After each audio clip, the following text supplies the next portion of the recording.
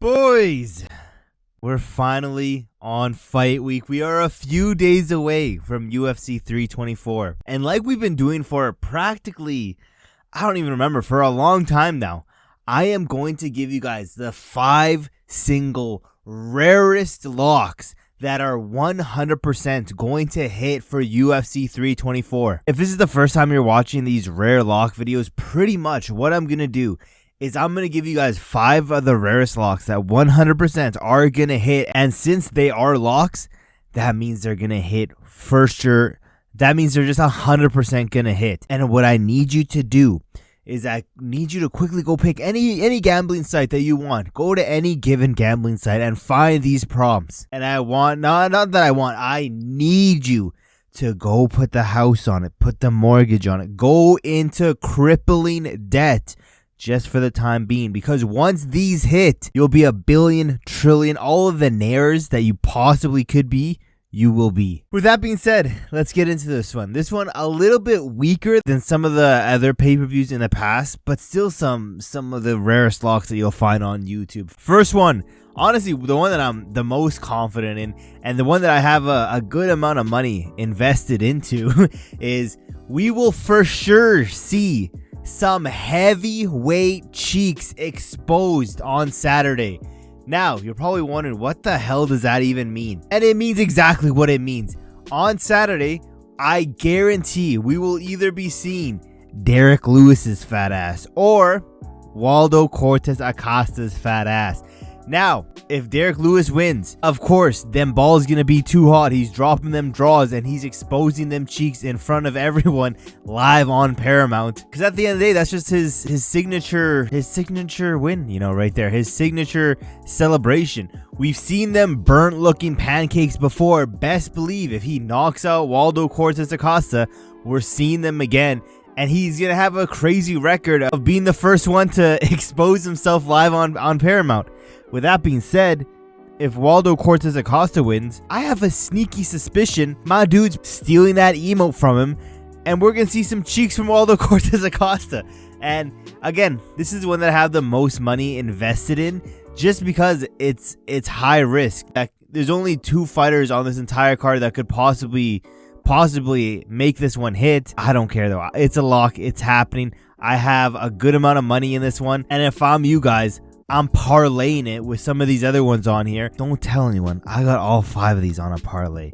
Your boy's trying to get generational wealth. With that being said, second rare lock.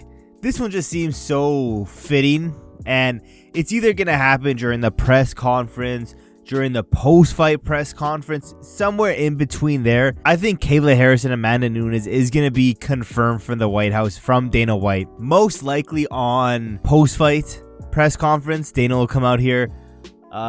Someone will say, what's the update on Harris? Is she going to be, how long are we expecting her to be out for? We'll have the classic Dana cupping his ear saying, huh? What? Harris? Yeah, breaking news. Harris versus Amanda. First fight announced for the White House, and he'll have that big grin on him. He'll be looking around the room, seeing what people think about this bombshell being dropped. This is for sure gonna hit. Nunes versus Harris for the White House. Gonna be the first fight confirmed. And I'm not gonna lie, I originally thought this fight was gonna be on the White House. This just seems like a White House type of fight. One of the only, American champions. She's probably gonna be on the White House. And again, it's a huge fight. It's one of the biggest women's fight in UFC history. It's up there. With that being said, let's quickly get down to the third thing.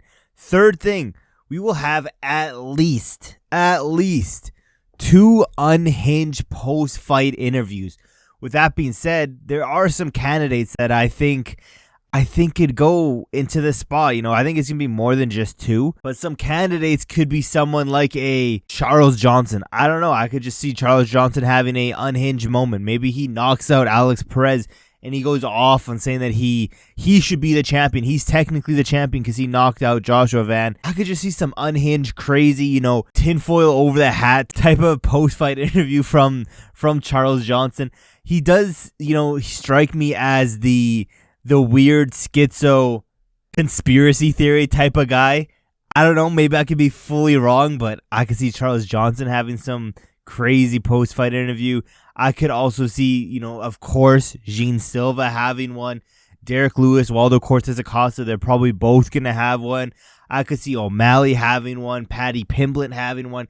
There's a lot of different people here I could see having a completely post-fight interview, We could have a whole, Paddy Pimblett, Dan Hooker situation all over again, saying some completely crazy out-of-pocket things. I could low-key even see Sean O'Malley doing having a COVID analogy after beating Song Yadong, like saying he had to get this one back for the whole 2020 situation. I could see some crazy unhinged moments from a good chunk of these fighters. That being said, we only got 2 more left. Fourth one, Ilia Topuria or Armin will have some sort of exchange with Paddy Pimblett during the build-up. Maybe we'll see something on Embedded. Maybe we'll see it post on Twitter. And I don't think it's just that. I don't think it'll be some, exchanges, words being said, getting a little bit too close, security having to break them apart. Maybe something gets thrown. Maybe we have a whole water bottle boy thing.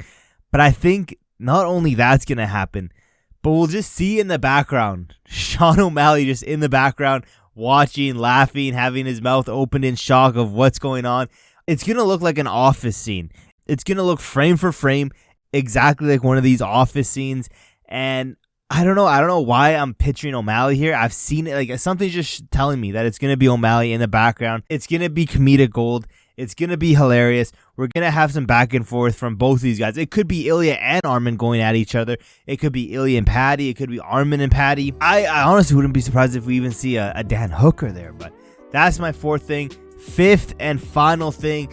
This one is just for sure going to happen. You already know it's going to happen. You could even pretty comfortably put your unborn baby's, soul on the line. That's how much of a lock this one is.